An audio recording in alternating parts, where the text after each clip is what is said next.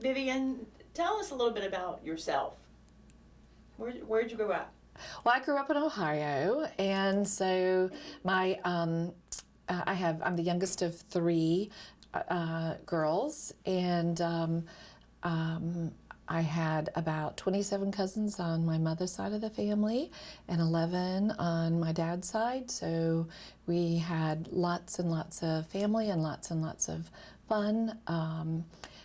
My dad was blue collar. My dad worked for the Dayton Malibu Iron Company, but he was also a farmer, and so I was a farmer's daughter, or I am a farmer's daughter.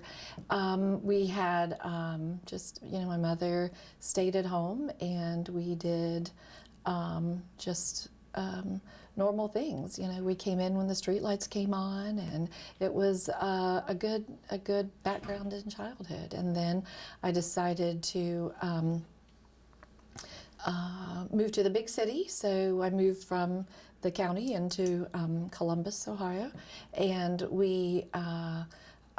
and I decided that I wanted to become a nurse. So and started my journey in that direction. So I took kind of the scenic route, I think. Sometimes I've had a tendency to do that.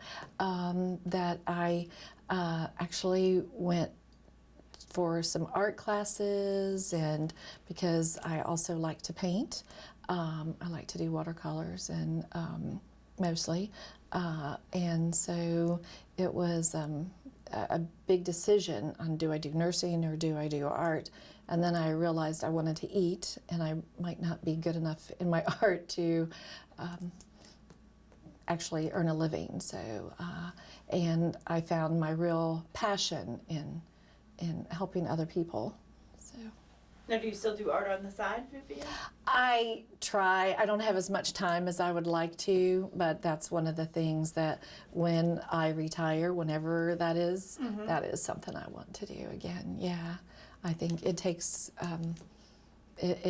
yeah. But I see things and I think, oh, that would be so much fun to paint. But yeah, not quite yet. Not as much as I used to. To the field of oncology nursing. Well, I went into the field of oncology because my oldest sister, when she was 36 years old, was diagnosed with breast cancer. And one of the things that happened to her is she was diagnosed in August. She had 4 children. They lived in Michigan, and when she completed her, when she went for surgery, she went for treatment. However, she had a very aggressive form of breast cancer, and died 5 days after her 37th birthday.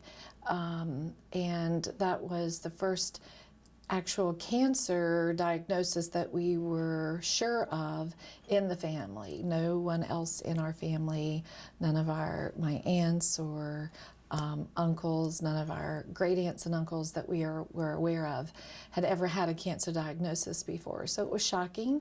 But the nurses and the physicians, everyone was so helpful and so good to their patients that I wanted to be a part of that. I wanted to extend myself into that world so that I could be the difference that that people needed at that time in their life. So that's how I decided to get into it. It was, she died so young. I was only 29 when she died. And she died so young that I felt like I had a little bit of the, not burden, but obligation to carry forward things that I knew that she was kind and she was helpful and she was just a real sweet, loving person. And I felt like it was that she left me with a legacy and also a will to put that legacy forward and try to help others. Cancer journey. Well, my cancer journey was a little different in that Because my sister had had breast cancer, I always thought if I had a cancer, it probably would be a breast cancer.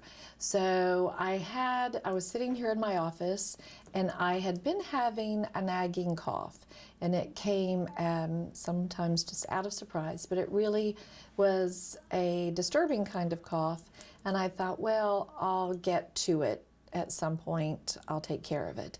And one of the doctors was walking down the hall one day, and he heard me cough, Dr. Perry, and he had said, he walked in and he said, you're not a smoker. And I said, no, I'm not. He goes, where's that cough coming from?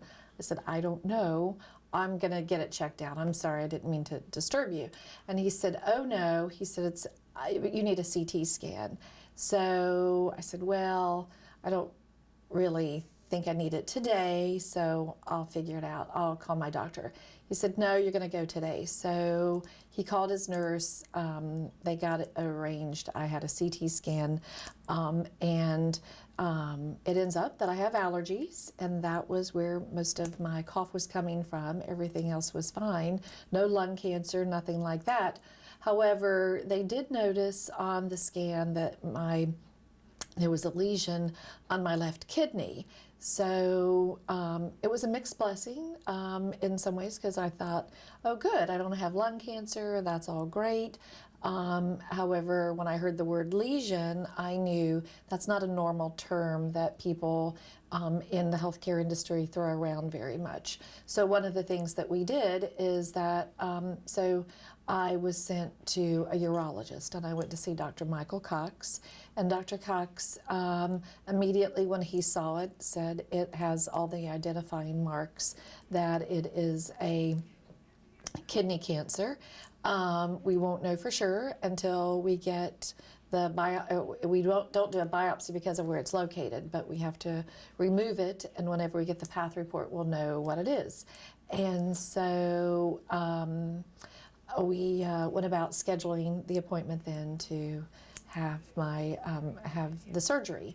One of the things about traditional surgery is that when a patient has kidney cancer, and being an oncology nurse, I was very well aware that the traditional and standard way that people had kidney cancers removed previously was to have an incision approximately at the navel, and it goes all the way around the almost to the middle of the back. It's a tremendous incision. So therefore it increases, of course, the risk of infection. It increases the risk of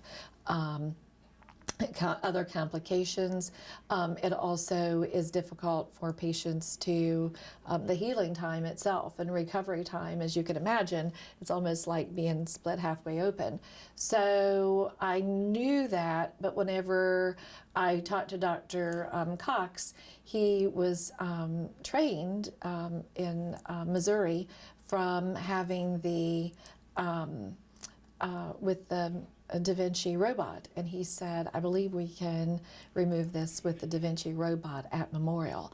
And I was very, very pleased, and I found out that I would have 6 small incisions versus the huge incision. And so that was much more appealing because of all of the healing time in and of itself is just tremendously lowered. So that's what I did, and I have my pet name for my incisions is my shark bite. So it sounds much more exciting than kidney cancer. But the truth of the matter is that it's a very life-changing situation. And but I think the other part of it that's very life-changing is that I was able to have the surgery and be back to work in just a few weeks with very, very few complications. And I really credit Dr. Cox and Memorial having the foresight to have the Da Vinci robot system in place to so that I could have the surgery right here in Savannah. I didn't have to go to Atlanta. I didn't have to go anywhere else to get the very best of care. I got it right here with my own team, actually, and knowing that I was in good hands and that I felt very much, I was so at peace when I went into surgery that day. I just knew everything was taken care of and everyone is well trained and it was going to be fine. And it was absolutely fine. So for you, you didn't. It was, and it turned out to be a kidney cancer that was, it's stage 1A. So it was a very,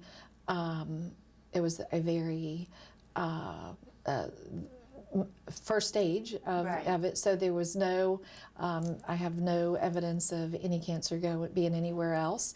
They were able to take the Da Vinci, and it seems, it's kind of a simple way of looking at it, but for me, if you just think of the kidney being sort of about the size of a nice potato, and he took the robot and was able to just cut out the cancer with a very minimal effect on the kidney, but was able to get all of the cancer from there with good margins, with very minimal surgery. I mean, it's amazing. It's a miracle. It's a modern day miracle. We have it every day, but I don't have it every day, so it means everything to me and my family. So, yeah. But it's an incidental finding. You know, that's the thing about it, is that it wasn't, I didn't have any other symptoms and certainly no family history.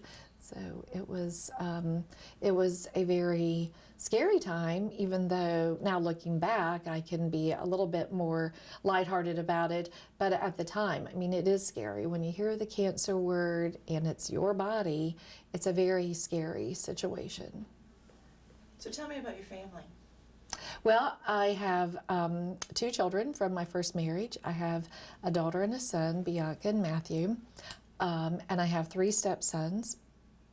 Altogether, we have 9 grandchildren, and just found out that we have a 10th on the way. My daughter is pregnant again for her 3rd, so she will have 3 children, 4 and under. So yeah, so that's pretty exciting. And I have a wonderful husband. We just celebrated our 25th wedding anniversary, so that's very cool. My mother is 93, and she just moved in with us, so she's doing very well to be 93. She's amazing, and keeps us on our toes and keeps us eating as healthy food as possible in the house, which probably it is healthier now than it was. I will say we're on the go a lot, so she's helped us kind of come back and get a little bit more grounded again. I think that we ate out a lot before, and so it's nice now having her there. She helps keep us grounded and make sure that we are eating our vegetables and all of those things, just like a good mom does. All of our kids, we have 1 son in Colorado, 1 in Florida, 2 in Atlanta, and our daughter lives here.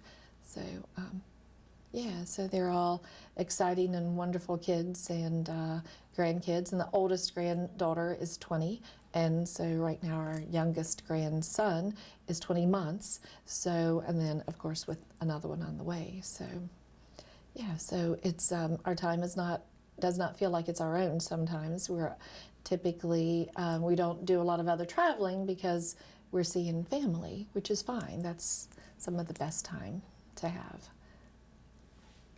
I was out about 5 weeks, so which was really, when I came back to work, I was feeling absolutely great. So it really was a good thing. I didn't have any complications whatsoever with the surgery. So even with the Da Vinci, though? Well, I did. I did have. Even with the Da Vinci, I was out. I possibly could have come back at 4 weeks, but boy, this is where it gets tricky. No, I think that I probably mentally was I don't know if I want to say this on there. Okay. Okay. Yeah. Yeah. I think. Perfect. Maybe, I mean, 2 grand per kilo, I think. Yes, ma'am. It goes for, I think that's what I went with. yeah, that sounds more reasonable.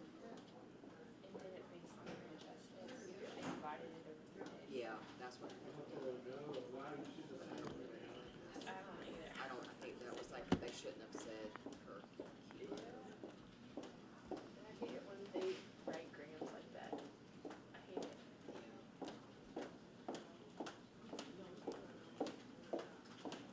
I'll take that to me in grams. There's no way that she's can do it. Oh, she did it? I won't do it. I will never touch that stuff again. That is, it's just too messy. I mean, it's too messy. It's not worth it for me. Right, yes, you are, yeah. Ma'am. Okay, we're just gonna walk. We're gonna walk and talk, and we're just gonna act like we're actually doing something. So basically what this is for is that this is for, you can look at the camera. That, if, it's for the grateful patient. Yeah, so, yeah. We can just continue to talk a little bit. And do that. Any day's a great day to go to the beach, Craig. Yeah. What those? So. You want them to hold up? Yeah. Don't get you a ticket. By table, and then what we can do is, because we, and then that way we can fill up with a lot of the staff here. Last year I probably would buy another one again this year, but anyway, but one of the grateful patients. So I really appreciate helping. Yeah, no problem. Yeah, thank you. So, Baby, he can be the star of the show. It'll be do all you want me to right. put him in the garage? Or, You might better. okay. Tell us a little bit about yourself.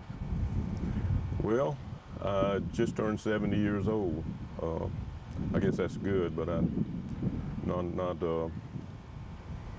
kind of a little bit depressing, but it's just a number. But anyway, I'm retired from Georgia Power, 38 years of service. I have 2 daughters, Amy and Ashley. They have one of them has 2 children, the other one has 1 and 1 on the way, so I'll end up with 2 granddaughters and 2 grandsons. So I'm kind of excited about that.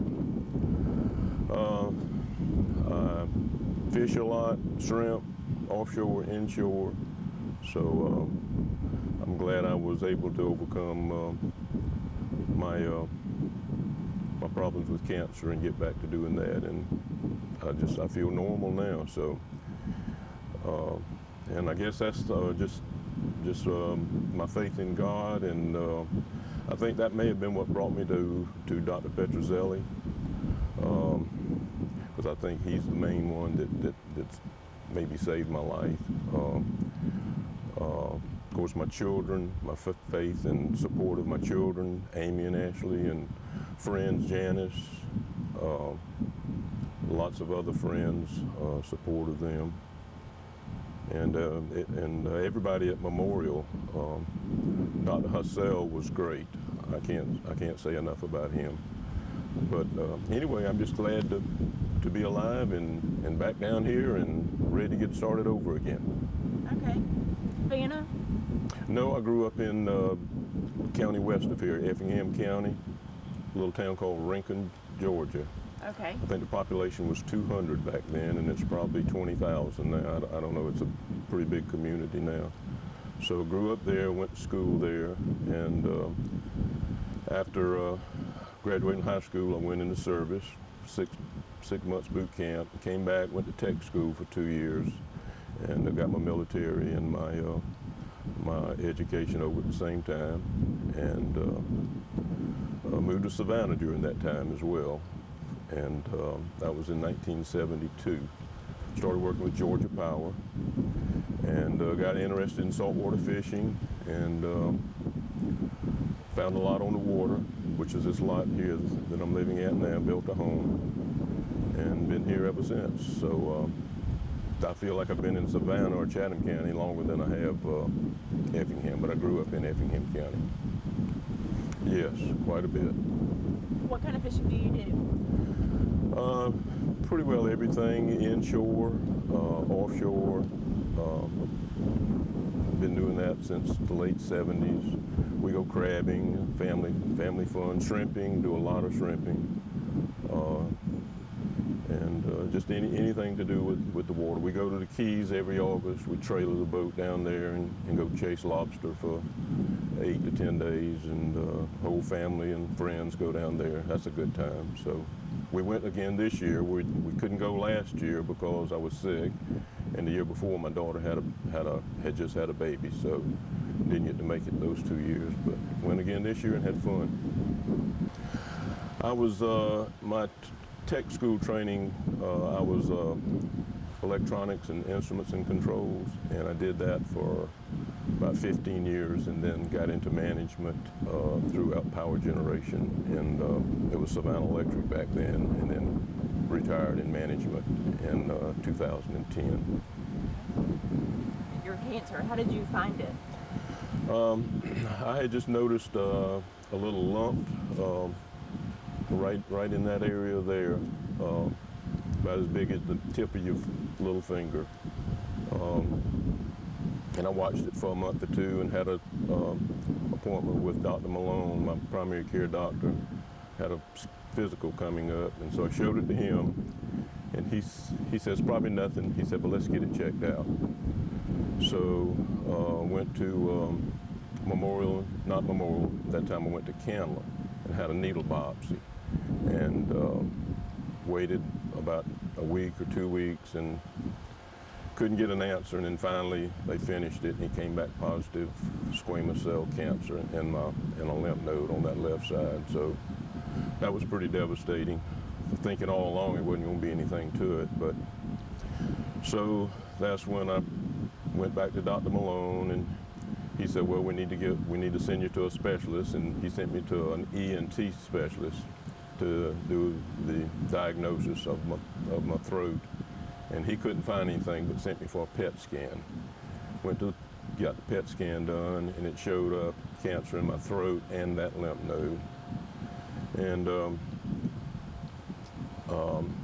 he suggested that we do exploratory surgery, and he would like to do that. I think it was the following Thursday, which was 3 or 4 days later than that.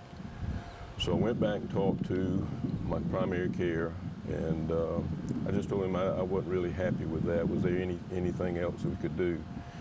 And during that time, I had met with a man in my church that had throat cancer, and he told me who he had used, and so I told Dr. Malone about it, and on the way home that night, I had stopped by Publix, and my phone rang, and it was Dr. Petrozelli called me personally and asked me some questions, and I told him I was scheduled 2 days later for exploratory surgery from the ENT doctor, and he said, please don't do that. He said, please, can you come see me in the morning? And so I did, and he said, I'll diagnose your problem and tell you what it is and what we're going to do in 10 minutes. So my friend Janice and I went to see Dr. Petrozelli, and went in a big examining room, and there were several doctors in there, nurses and PAs and students, and very professional. So he did my throat and went down with a camera, and within 5 minutes he saw what it was. He said exactly what I thought.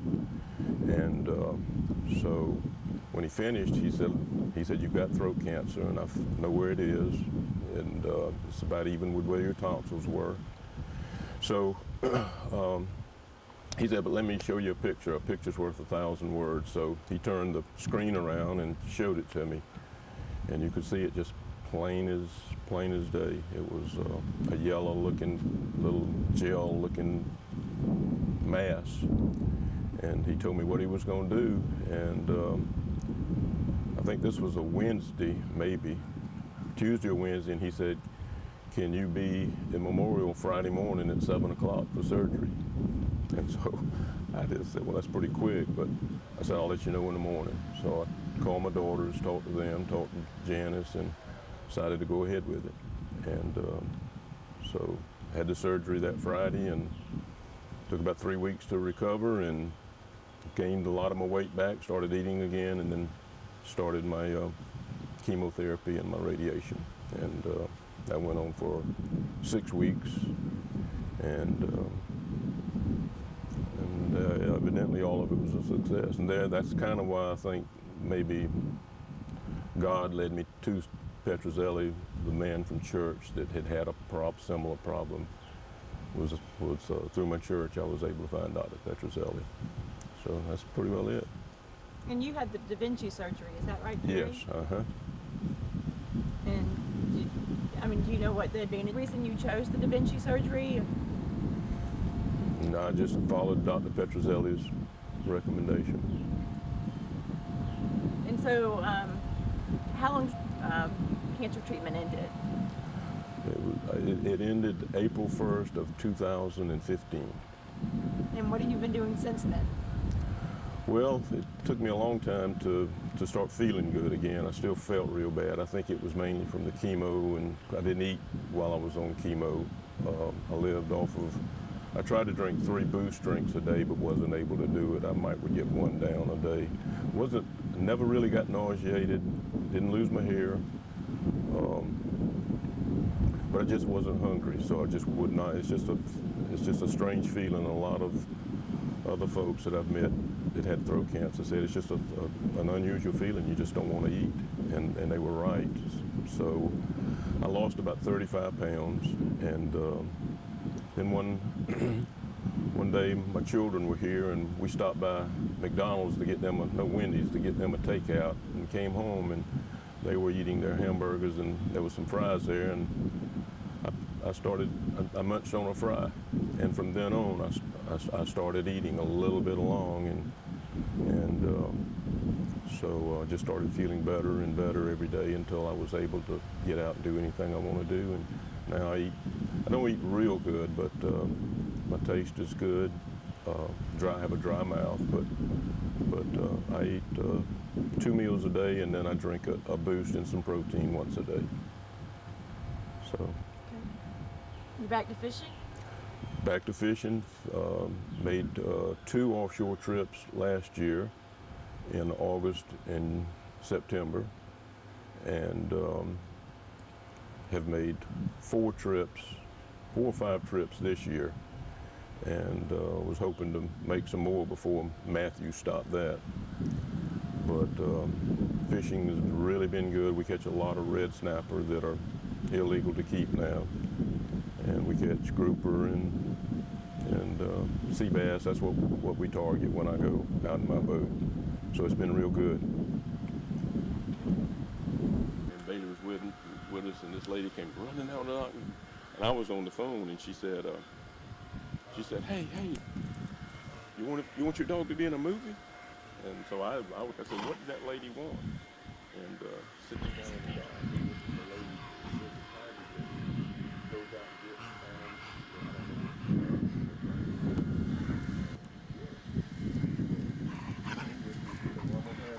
gets sit, beg. Can you beg? Beg. Yeah. But anyway, so I think he finds him a girlfriend and ends up getting divorced. They film it down in Richmond Hill. It is an old home day. So it was a lot. He was in a lot of scenes. One of them, he chased. I said, "Has anybody got a laser pointer?" Because he goes ballistic over laser pointers. So one guy said, "Yeah, I got one," and he got it. And I grabbed it from him, and I said, "Bailey," and I turned it on, and he saw it, and I ran it over the tree, and he ran over the tree, and I ran it up the tree, and he was barking and just going right. So, but the movie hasn't come out yet, so we haven't seen it, and we've seen little clips of it. But he was in probably about. So this is his second movie. He's a pretty good dog, and he got paid for doing it, and it was fun watching him film the movie. I had never seen anything like that before, and one 30-second scene was phenomenal. It was just, sometimes it would take 2 hours to get just right. They wanted everything just right.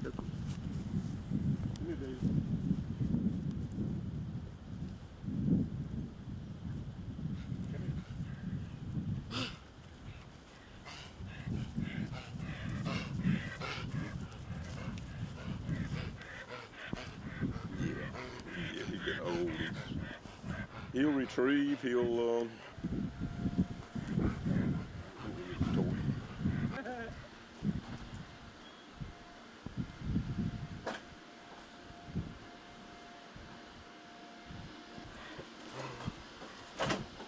Yeah, he'll be 12 Christmas Eve.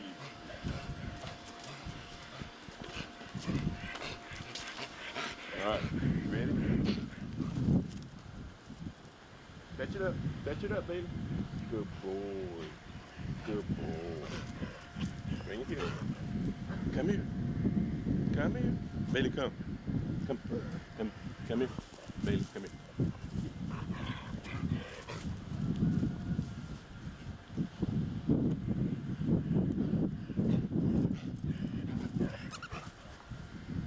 Okay. None of those trees got even hurt. None of these little outdoor buildings that he's got. None of his trees got. I think a little twister came in right here over the base of my walkway. Part of it went that way, the other part's this way. I had about that much water right here, so it wasn't like I had this much water in waves, you know. So I feel like it was wind damage, and I think they'll pay for it if it's wind damage. But they're gonna probably try to prove it was water damage. So, but I'm gonna build it back when they pay me for it. And watch where you step, please. I forgot to tell you that. Sad thing.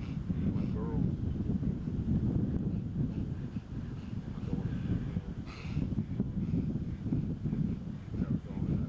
But they had invited a lot of my old high school friends, a lot of families, and they were going to surprise me Saturday night.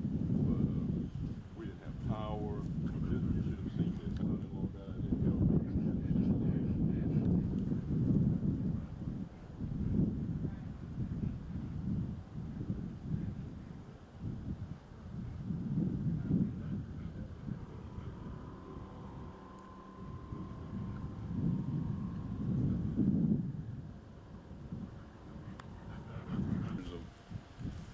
So I always know how old it was. It was 35 years old, because that's how old my daughter is. But my dock's fine. My boat lift, everything's ready to go. All I gotta do is get my walkway back and hook my electric, and it'll be ready to go.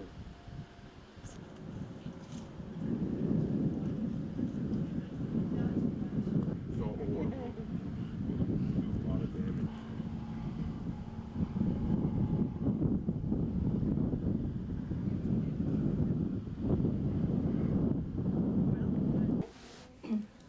So Libby, tell us a little bit about yourself. I am 39 years old. I'm a genetic counselor with Savannah Perinatology. I'm a wife and mother. Lived in the Low Country pretty much all of my life. When you say the Low Country, did you grow up in Georgia? I grew up in Beaufort, South Carolina. My family's lived there for many, many years, generations. Went to school in the area and in South Carolina, and then went off to school, graduate school in Georgia and South Carolina as well. So I've pretty much been in the Georgia, South Carolina area my whole life. And tell us a little bit about your family. So I come from a close family. We're all from this area, so in contrast to other people whose families move off, my family doesn't. We all stay in this area. They've been in the Low Country of South Carolina for 300 years, so they don't leave. So I grew up with a brother, younger brother, who's 6 years younger than me, and my parents, who were still married until the day my mom died, and grew up in that area with all my family. I actually grew up on 50 acres, where my grandparents and then 2 different sets of aunts and uncles all lived on the same property. So I grew up very close to family. Tell me about your own family. My personal family, so I'm married. I have a husband named Deke and a daughter named Grace. She's 10, going on 16. So that's our sort of small family. Okay. And what is it that you do for a living? I am a prenatal genetic counselor, and so I talk with women who are either pregnant or wanting to become pregnant about risk factors, talking about things that could happen in their pregnancies into their babies, answering questions, helping them navigate all of those scary issues that may come up in pregnancy and helping them work through that. If we do find problems in the pregnancy, helping them find resources and help in getting them prepared for delivery. Okay. Tell me about your cancer journey. So that was sort of a shocker. My mother had been diagnosed with primary peritoneal cancer, which is a sort of form of ovarian cancer, back in the fall of 2010. And while she was undergoing diagnosis and surgery and beginning the stages of treatment, 2 months later I get diagnosed with invasive cervical cancer. And it was a huge shock because I had had 17 years of normal pap smears, never a scare. I was healthy, I didn't have any health problems, I didn't take medication, I was working out 3 times a week, and this was just a routine screening exam that I'd been to many, many times and never had any concern. And in the midst of dealing with my mother going through cancer and treatment, I find out that I have cancer, which was a huge shock. Didn't see it coming. And how did you resolve the cancer? So for me, we met with Dr. Burke, GYN oncologist, and talked about the treatment options. Now, prior to me even meeting with him, I had already done my own research, and I actually had a very good friend who worked at a huge cancer center up in Boston. And so as soon as I found out what I had, I talked with her and I said, I want you to ask your physicians in this huge cancer center, how would they treat this? What would they do? And I did my own research as well. And so when I met with Dr. Burke, I knew what other people had done or what they would do for that. And so I was very curious to hear what his plan would be. And it was so reassuring to know that just what he proposed was exactly what I had read and heard and researched. And so it gave me such peace of mind to know that right here in Savannah, Georgia, and in the own institution where I work, that I could get the best cancer care possible. And it was a little bit different to think about having my surgery and my cancer removed by a robotic system. So I was lucky enough to be a candidate for the Da Vinci robotic surgical system. And so that was different, thinking about that type of surgery. But I had read and researched and knew that that was the best chance of me having all of the cancer taken out in the most efficient way and getting back to my life. I mean, I was 33 years old with cancer and a small child to take care of and a busy life and a full-time job and lots of other, stressors and things that I needed to be doing. I didn't have time to be out for cancer. And not only that, but I had a sick mom that really our whole family was rallying around. And so I needed to be back on my feet as quickly and as safely as possible. And so it was exciting to know that I could get that done here in Savannah with the Da Vinci and be back at work a month later. Now, you were the first to have had that type of surgery here on the Da Vinci, is that right? Well, they had done other hysterectomies on the Da Vinci, but they had not yet done a radical hysterectomy, which is what I needed to take care of the surgery, the cancer for me. So that involved a much more extensive surgery. It was a little over 4 hours with the robotic system. And because with the radical hysterectomy, they're taking out basically all of the female organs. And because of my mother's history with ovarian cancer, we talked about it and thought the best plan was to also take out my ovaries. So they were doing all of that with one surgery. So I got to be the first with the radical hysterectomy with the robotic system. How did you consider other options other than the Da Vinci? I'd had friends or family members talk about hysterectomies done sort of the old-fashioned way, sort of the open surgeries. And everything kept pointing to this newer technology. And I've always been someone who researched things a lot. I don't just take anyone's word for it. I always research everything. And so everything that I read talked about the benefits of this surgery. And I had a lot of faith and trust, and not only in Dr. Burke, but in Memorial and the Anderson Cancer Institute. And I really didn't doubt having the surgery done in that way. The only thing I debated was whether or not we also took out my ovaries, because I knew that meant at 33 years old going into what would be surgical menopause. And also, it was a sad reality to realize that, that would mean no more children. That was a a really tough pill to swallow, so to speak, of being told at 33, your baby days are over. That's it. And not having much time to really wrap your brain around that. I mean, you basically get diagnosed and you have to quickly make a plan and decide, what you're going to do next. But at the end of the day, for me and my husband and for our family, I needed to survive and I needed to be there for my daughter, and that was the best plan, and I never looked back. Now, after the Libby? I was very, very thankful and lucky that the pathology came back with clear margins. So basically, they were able to get all of the cancer out with the surgery, and I did not have to have radiation or chemo. So I was very lucky to be done. Surgery was done. And so your recovery process was maybe 5-6 weeks? In 4 weeks, I was back at work working full time. I mean, I was up walking the next day. In the old days, you wouldn't be even out of the bed for 3 or 4 days, and it was an 8-week recovery. But my recovery, because of the Da Vinci, was 4 weeks. I mean, I was back to work and back to the gym within like 6 weeks. So that's remarkable to have that extensive, 4 to 5 hour surgery, all of those, organs taken out, and scars that are smaller than the end of your finger. And now here I am, 5 years later, you could never tell that that's what those little tiny little spots are.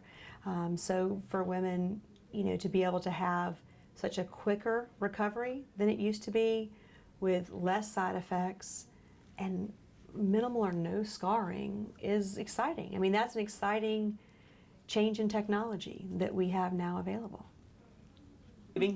Constantly changing. Thank you. Craig, anything else? No, that's great. Yeah.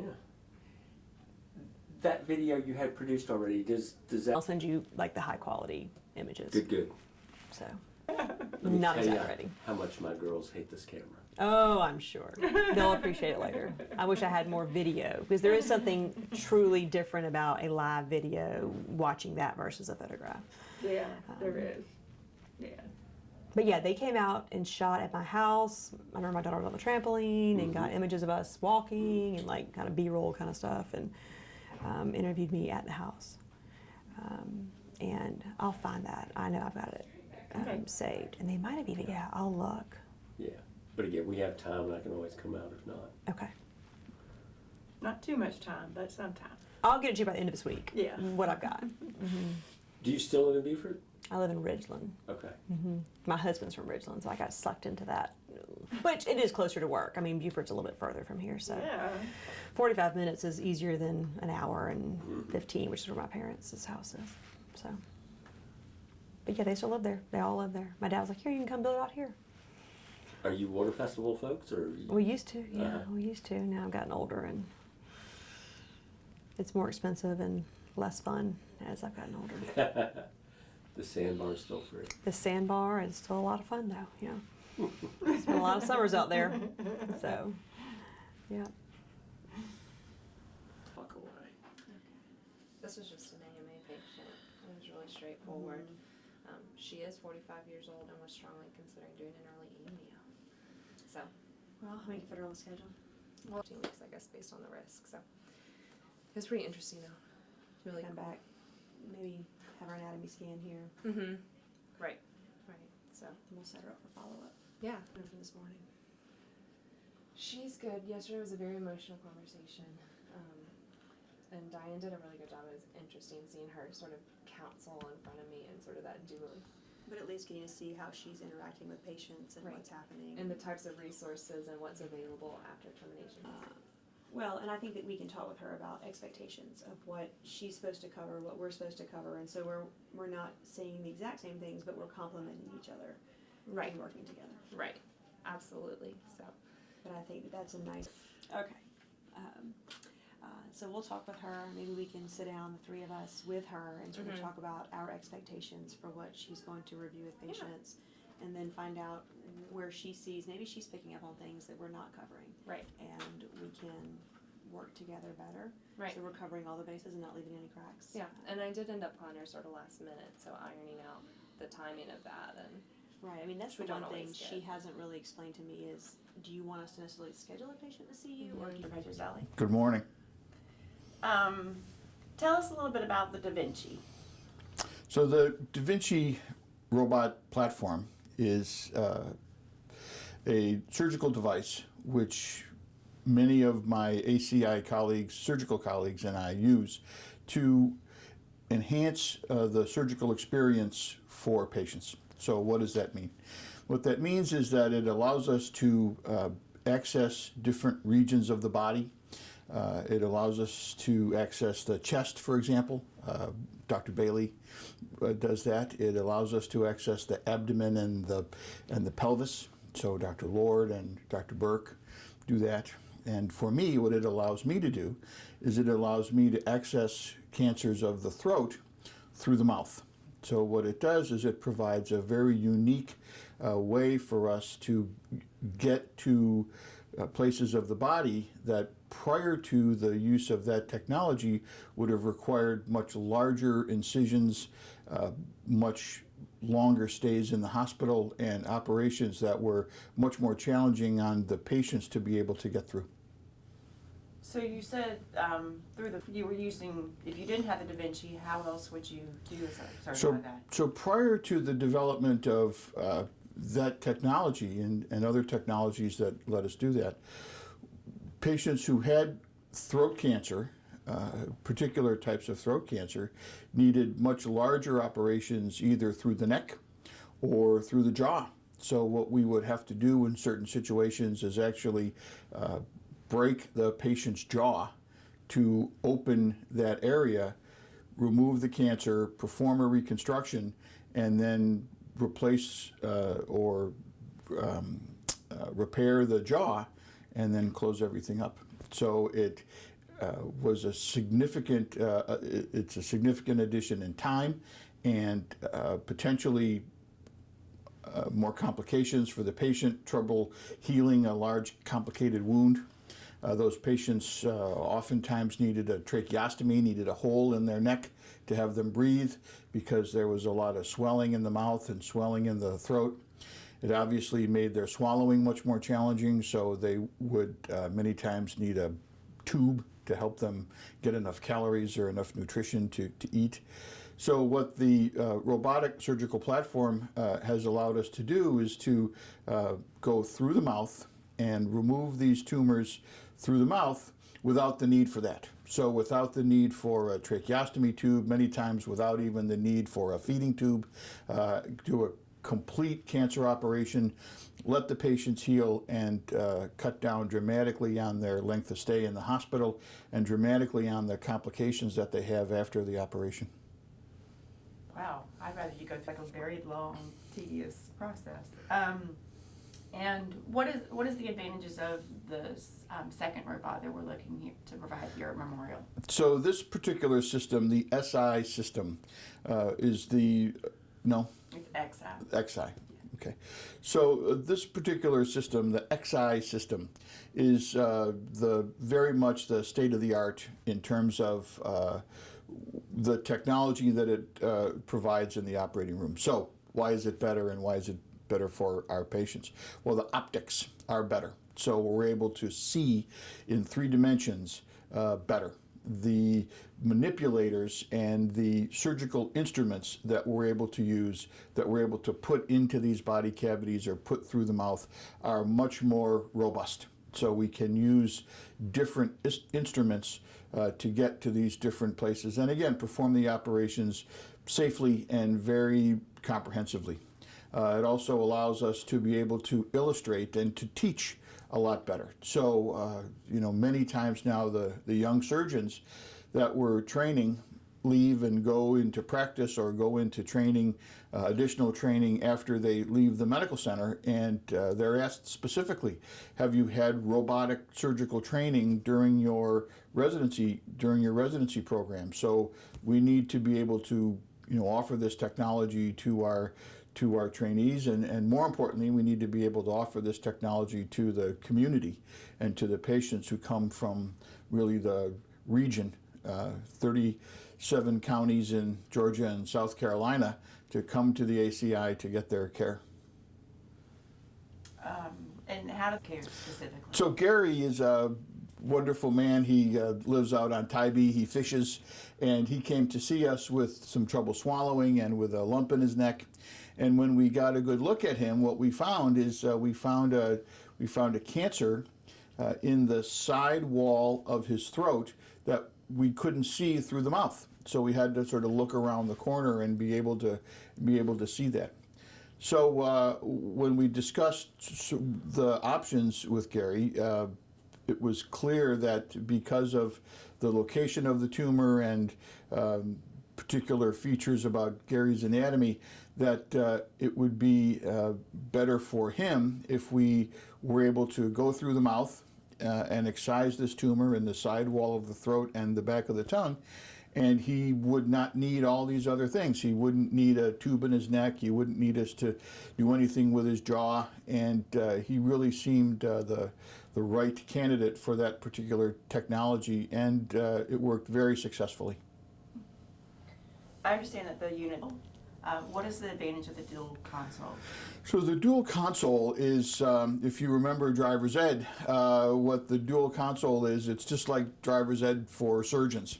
What it can do is it can actually provide a very effective teaching platform for us. So when we're doing, particularly when we're doing simulated surgery, not on patients, when we're doing simulated surgery, we can actually sit the resident down at the operating console and in a surgical simulation arrangement have the resident begin to perform in the simulator particular aspects of the operation, and then when they run into trouble, we can just take over and we can say, no, no, no, you don't want to do it this way, this is how you want to do it, and we actually can disengage the controls from the resident side, and then we can pick up the controls from the surgeon side and proceed with the simulation or proceed with the operation or proceed however we need to proceed. Okay. What am I forgetting?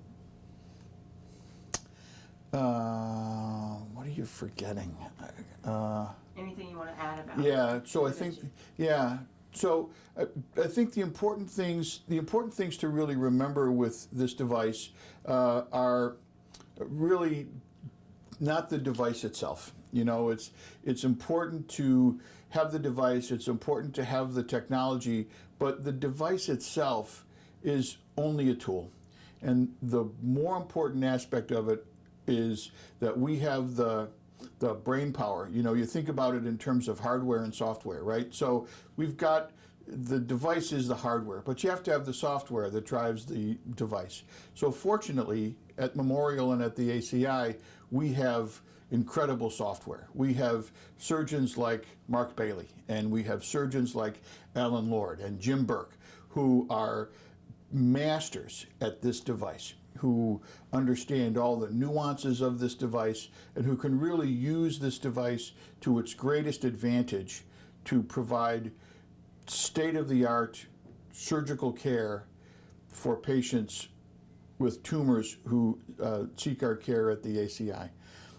And the other important thing to remember is that the device itself doesn't exist in isolation. It's part of a bigger program.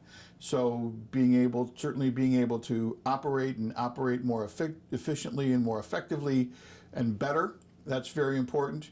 But without our great oncology partners at Summit, without our great radiation oncology partners, Dr. Pedersen and Dr. Hassell, we can't truly offer the multidisciplinary program that again makes the ACI very unique in this community and allows us to again provide world-class care to our patients.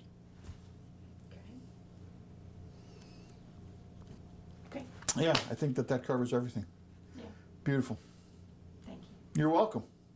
Beautiful. I know this was early, but I was trying That's to. okay. No, trying it's to get perfect. you No, patients it's today. absolutely perfect, Ann. It's absolutely perfect. I said, is he a Absolutely. morning person or an No, afternoon no, it's person? I was absolute- going for morning. Yeah, no, you're right. No, it's spot on. It's absolutely perfect.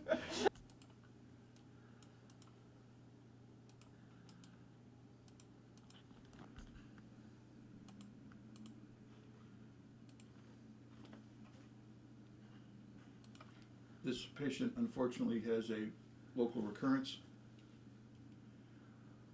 She has received 2 cycles of TPF induction chemotherapy, which she's tolerated reasonably well. She has an excellent clinical response. PET CT at the end of this.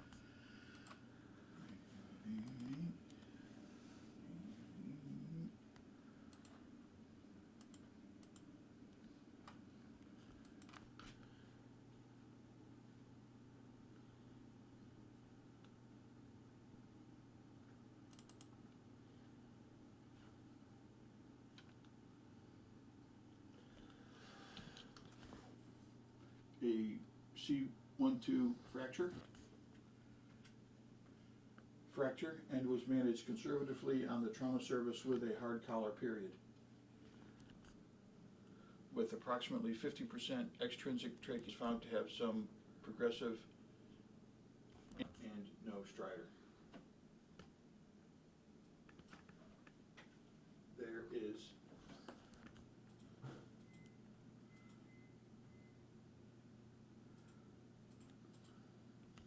Bailey, tell us a little bit about what you do here at Memorial.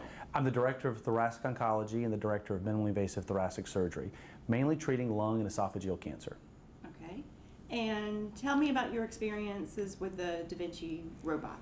I had a early experience with Da Vinci when I was in training with general surgery and then cardiac surgery. And I really saw its benefits as a tool for getting into, oh, that sounds terrible. Let me see what I was going to say. Is this okay for me to do that? Yeah, I can do that. Yeah. Yeah, no, it's fine. Okay, good. I had early experiences during training with the robot and really saw its benefit as a tool to access parts of the body where an incision is very morbid and can cause a long recovery period, especially in the chest and the pelvis where it's really found its niche. The robotic approach in the chest is just remarkable.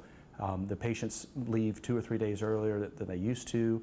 They're up doing their normal activities of daily life, just like they were before surgery, very quickly. And really importantly, and an aspect that a lot of people don't think about is they actually can get onto the next area of treatment, whether that be surgery or radiation, because they've recovered so quickly from surgery. It's been a kind of a shift in the paradigm of treatment. We don't have to wait like we used to a couple months for recovery from surgery to start additional treatment if that patient needs that.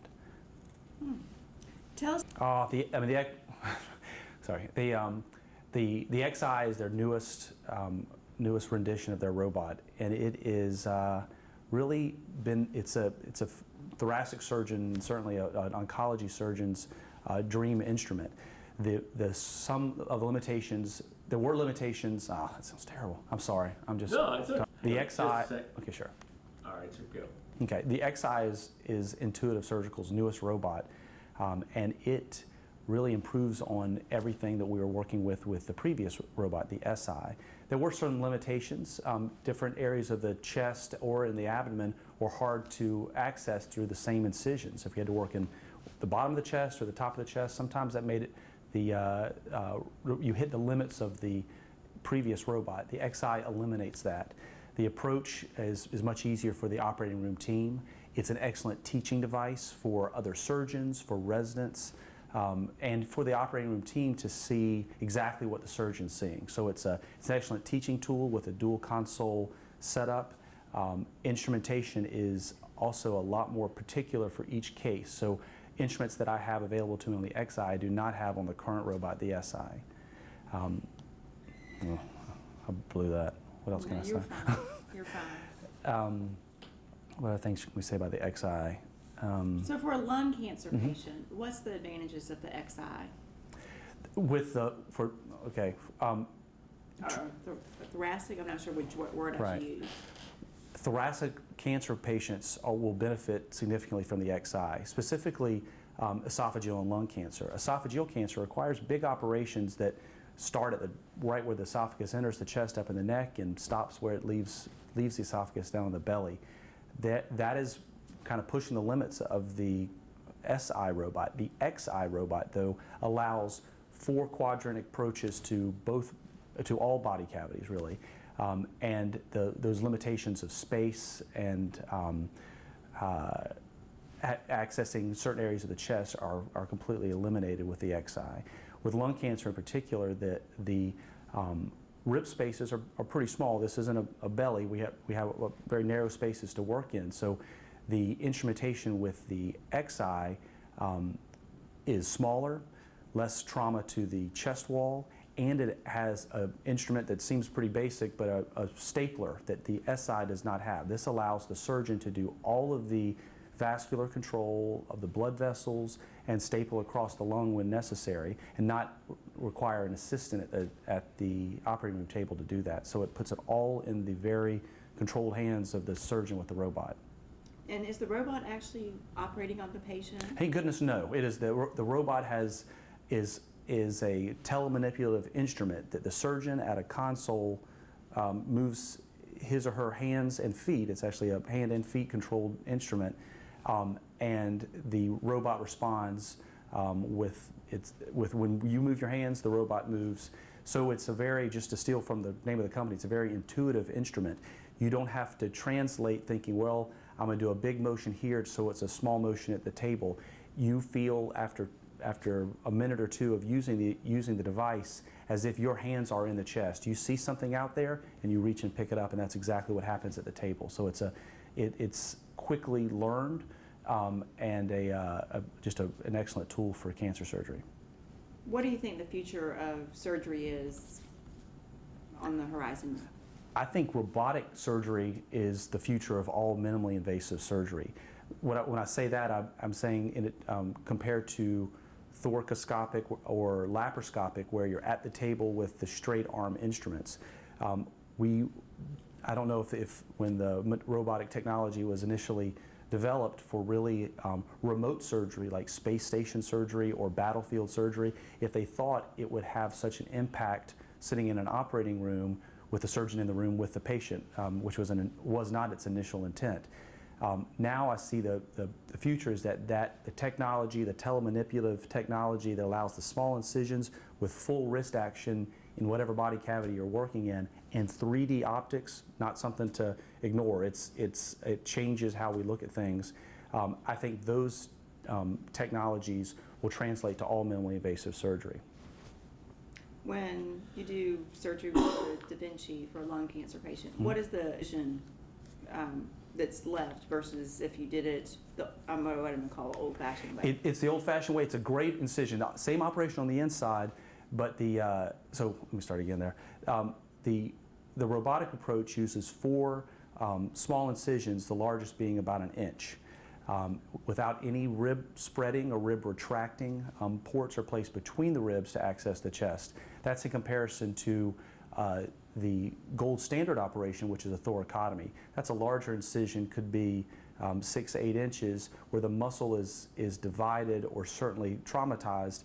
A rib is usually intentionally broken to allow for rib spreading. The same operation on the inside, but a certainly more traumatic operation to the chest wall. And we see that when I see patients come back that have been a patient that may have had the larger incision years past for one operation, and now they need a smaller incision on the other side. It's a world difference. They're very surprised and pleased with how well they can get back to what they need to do. So for a patient, there's lots of advantages to the Da Vinci. Definitely. With the Da Vinci, as compared to the open operation, we do not use the ICU as a room afterwards, so families can stay with patients immediately. Patients get walking, if not the day of surgery, the morning after surgery. There's no need for epidural pain control that requires a small catheter in the back and monitoring by anesthesia and nursing. We don't use that with the Da Vinci approach because our pain management is completely different and not as intense compared to the open incision. The blood loss is minimal during the robotic approach, and the length of stay, our average length of stay is a little less than 3 days, which is 3 to 4 days shorter than our length of stay prior to introducing the robotic technology. Okay. And why do we here at Memorial need another robot? Because we do. I'm gonna use that. Because I really, really want one. We need an additional robot for let me see again. There are a lot of additional surgical subspecialties, especially with oncology, that are being introduced to the robotic technology. The important thing is, how am I going to say that? So it's all the, I mean, it's a bottleneck right now. We have surgeons trained who can't use it. It's because there's no time on the robot. We have one robot in one room. So what I guess I can say. So the caseload. Yeah, there's a caseload. That sounds good. So there are a couple reasons we need there are several reasons why we need an additional robot, and that robot needs to be an XI. One is our caseload and case mix, where this used to be an OBGYN, urology, and occasional thoracic surgery directed specialty in robotic surgery. That's no longer. Our bariatric surgeons and our cancer surgeons in both the neck and in the abdomen are utilizing this technology and seeing its benefits from their colleagues or around the country. They're seeing that this is really taken off because of the patient benefits. In addition, some of the specialties that we currently use now, there are certain procedures that would be much more safely performed with the XI. Some of the aortic node procedures done in the case of GYN cancers would be a lot more, those areas are a lot more accessible with the XI. So it's several reasons why we need an additional robot, and that robot needs to be the XI. Okay.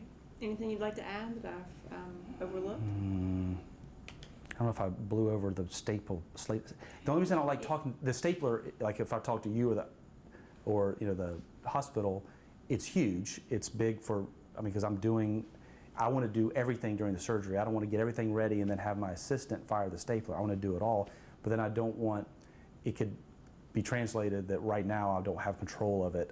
That the resident's doing part of it. I don't want to make them think that what we have. I've done 400 of them just like that, but that's in that technology. The reason the penetration of thoracic robotic surgery isn't running rampant like say prostate or GYN did is really that issue. There are certain if you're by yourself with an assistant out in the community somewhere and don't have a reliable assistant for the stapler, you're not going to do that unless you have a partner who can scrub in and do some of the work.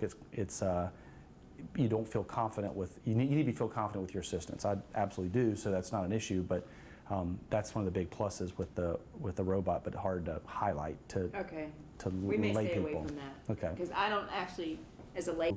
Both train surgery residents and other community and regional surgeons on the technology. So we're not just protecting this technology in our area. We want this this treatment, which is better for the patient, to expand and penetrate markets elsewhere.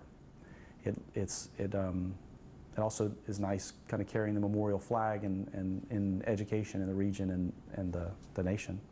Well, I'm assuming that since robotic surgery, future surgeons are looking at this as being something that is at a facility that they're going to. That's correct. Our resident training that's correct. Our resident applicants are very excited about the robotic technology here because with a dual console robot, which the XI will provide, they will have a chance to first see in the 3D model that the surgeon is seeing, and in a stepwise, kind of level appropriate way, participate in the operation. Whereas most training programs patients don't learn that. Within most. In most training programs, the residents may not get a lot of hands-on robotic experience, which leads them to learn this after training, kind of on-the-job training, weekend courses, those type of things that it really doesn't have the depth of participation and knowledge that it would get if they're in the middle of surgical training getting it. So we have a robust. What's the word I'm trying to think of?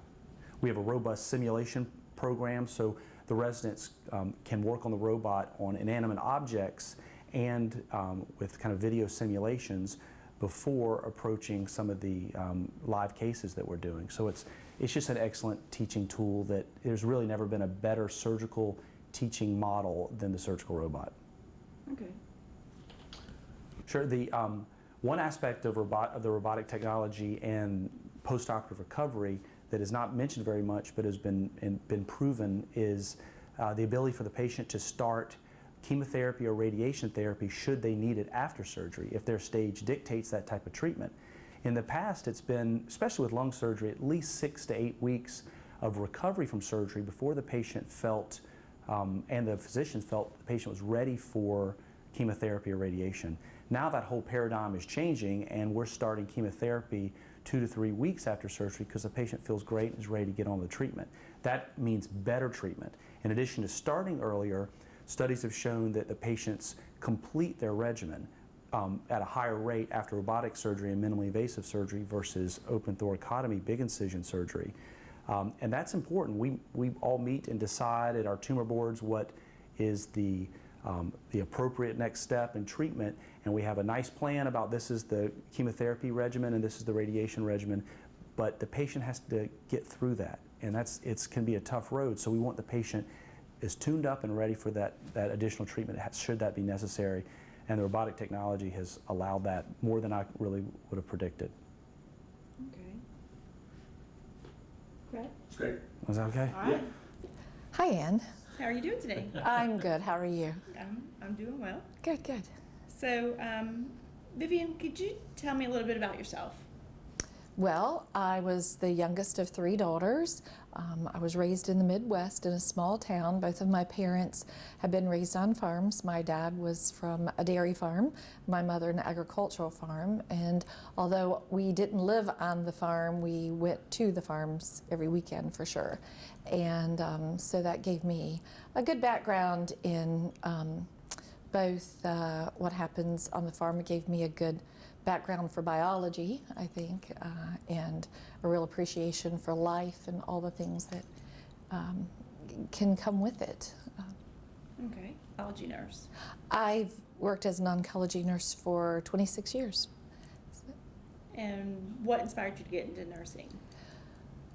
Well, both of my parents wanted me to be a nurse, and I didn't think I really wanted to be a nurse for a while. Possibly that was my rebellion, that if your parents want you to do something, you might resist a little bit.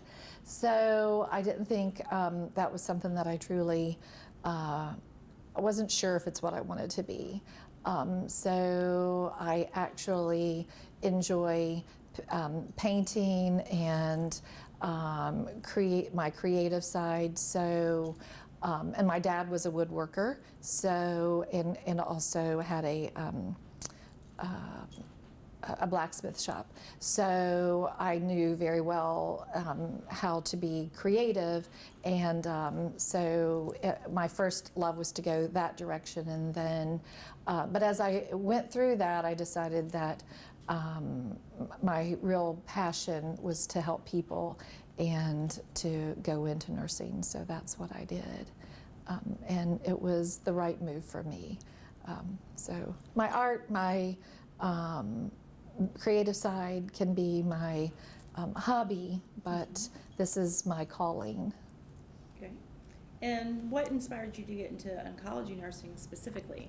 Well, that was a trip that I wish I had not had to take, but it certainly was a different time. I was 29 years old, and my oldest sister was 36, and she was diagnosed with breast cancer. She lived in Michigan, and as she grew, after her 4th child, she had developed a lump in her breast and was diagnosed in August of 1982 with breast cancer, and went through the treatments that were available then and died in 1983, just a few days after her 37th birthday.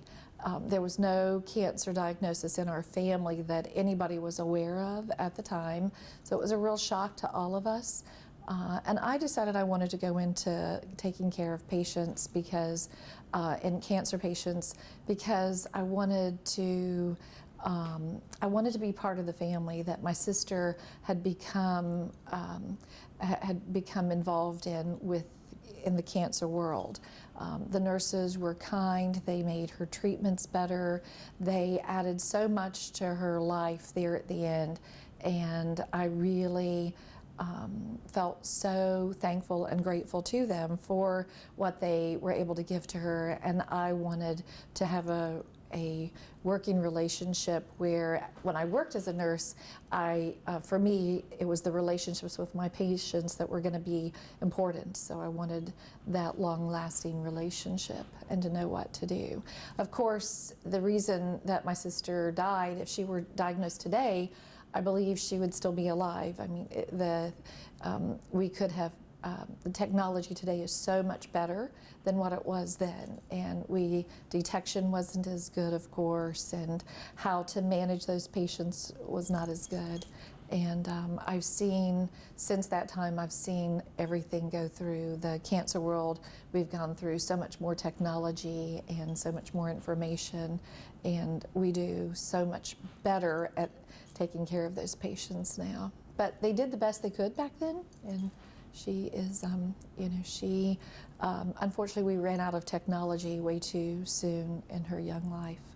So, Tell me about your well, my cancer journey was a little off the normal path too, although more people are having a similar journey. I had a CT scan for a cough that I couldn't get rid of, and that, of course, being a nurse, I didn't go to the doctor as I should have for taking care of those symptoms. I didn't do some of the things that I would never have accepted from one of my patients, but I suppose in that way I'm a typical nurse.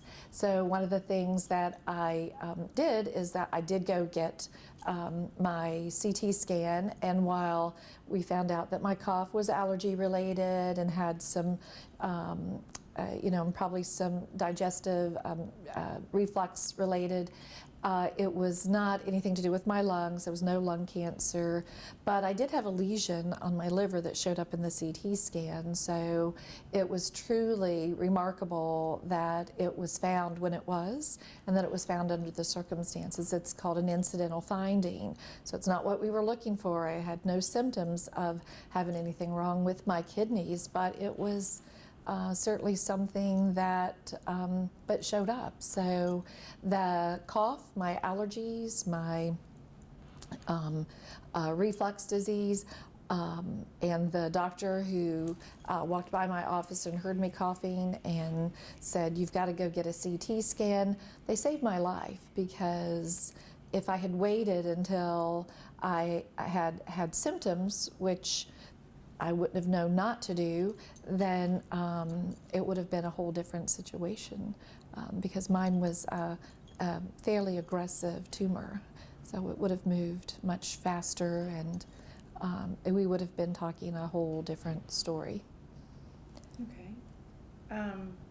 So Vivian, how did you, and I'm thinking it was kidney cancer, is that right? Yes, it was kidney cancer. I had a lesion on my left kidney, and I went to see Dr. Michael Cox, and he's a local urologist, and he looked at the CT scan, immediately said, looks like a cancer. We won't know for sure until we remove it. And the traditional surgery, of course, would be to cut from approximately my navel about halfway around my body. It's an extensive incision, in order to get to where not only the kidney, but where my particular cancer was. It was in a very, if I had to grow one, it happened to grow in a very inconvenient place. So, yes, imagine that. So one of the things that with the Da Vinci, however, he would be able to make 6 small incisions, approximately 1 to 1.5 inches, and all in the abdominal area, and be able to manipulate and remove the cancer. And so it ends up that I had a kidney cancer, a stage 1A. Again, it was a moderately fast-growing cancer, and but all I had to do was to have the surgery.